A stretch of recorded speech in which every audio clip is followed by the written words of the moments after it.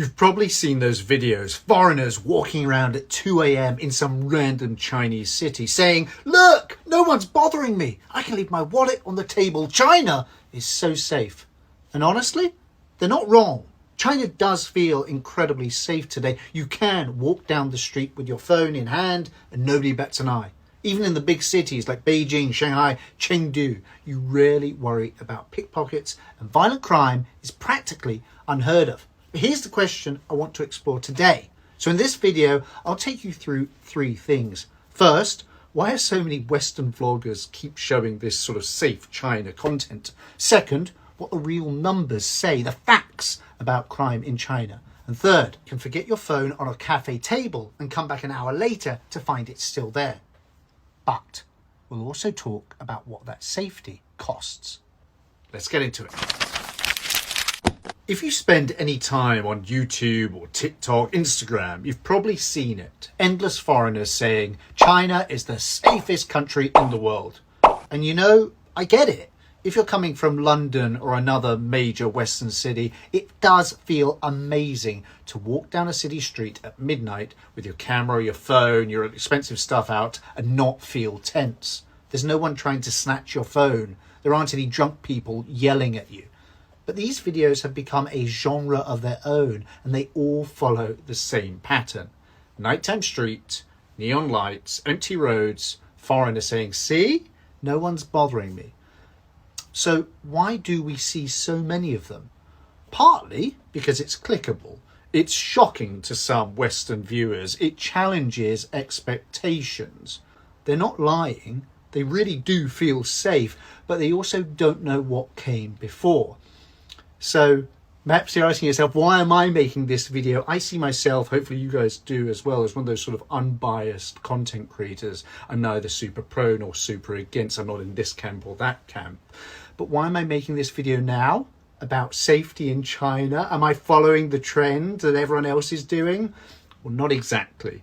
Keep watching and I think you'll learn why. And if you keep watching right to the end, I'll tell you why I'm making this video right now, today. So before we talk about why it's safe now, we have to understand what the data actually says and what it doesn't. Now, here's where it gets tricky. China doesn't release crime data the same way the UK or even the US does. You won't find neat yearly tables showing thefts per 100,000 people. In the early 1990s, for example, China recorded over 23,000 murders per year. That sounds like a lot. But by the 2010s, the official number had dropped dramatically. In recent years, China's murder rate has hovered around 0.5 per 100,000 people. For comparison, the United States, I think, is around 6.3 per 100,000. Now, sure, maybe not every case is reported, but I'm sure that's the same in other countries as well. But even with some undercounting, it's undeniable that violent crime in China is relatively low. And, you know, ask people who live and work here. You don't really hear about much violent crime, even if it's not reported by the police or on the news. China's crime turnaround didn't happen by accident. It was the result of a massive, deliberate effort by the government. In 1983, Beijing launched its first Strike Hard campaign, a nationwide crackdown on theft, robbery and violent crime. It was intense. Thousands of people were arrested and sentenced, often within days. The message was clear. Crime would be met with zero tolerance. These campaigns were repeated in 1996, 2001 and 2010, each time hitting hard at organised gangs, drug trafficking and even petty theft. Now, were they fair? Not always. There were some wrongful convictions, coerced confessions and heavy-handed policing. But the effect on public behaviour was real. People got the message. At the same time, China was changing fast. Economic growth gave people better jobs, better housing and less incentive to steal. Neighbourhood committees, sort of like local mini-governments, kept watch over who came and went. And of course, the biggest change of all, surveillance. So take a look at this. Cameras on the corners here, and then over there we've got a KFC. There are cameras above the shops, and behind me the apartments where there are cameras at the gates. So that's everywhere. Pretty much in most Chinese cities, you're never more than a few meters away from a camera, and not just any camera.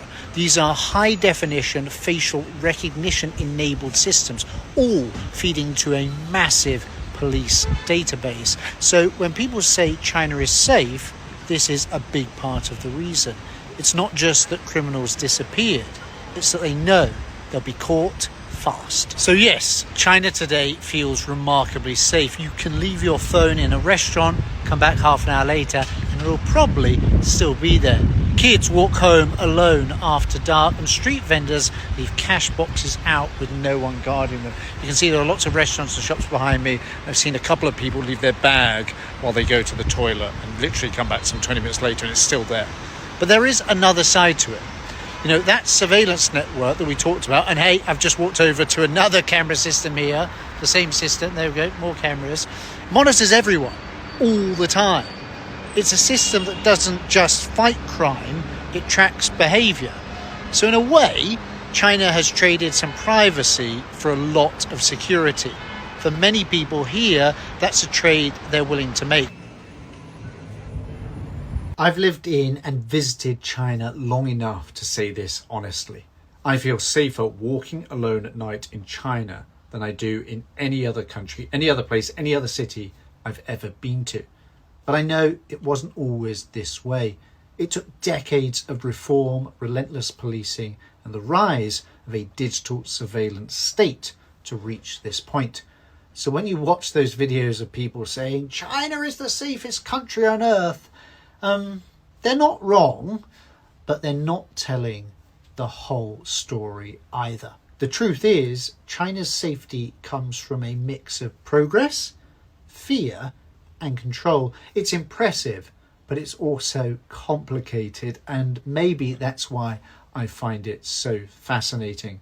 Guys, thank you very much for watching. If you've lived in China, if you've visited recently, I'd love to hear your own experiences in the comments below. Did you feel safe? Did you see anything that surprised you? Please do let me know. And guys, if you've enjoyed this video, please do give it a like and subscribe to the channel if you haven't already. Oh, and I did say at the beginning, if you keep watching to the end, I will tell you why I'm making this video now. Am I following the trend like everybody else? No, I'm not. Instead, I saw a movie recently and it was really, really good. It was called The Return of the Lame Hero. Bit of a lame title, at least in English. The Chinese title is a lot better. I'm going to put the details of that movie in the description below. And why did that movie encourage me to make this video? Well, it tells the story of thieves, pickpockets operating in the 80s and 90s on trains in China, which was a big, big problem back then. And look at the trains now. No thieves, no robbers, and incredibly high-speed trains. So things have changed in China. If you get a chance, watch that movie and do like and subscribe. Guys, thank you very much. See you soon. 再见. Bye bye.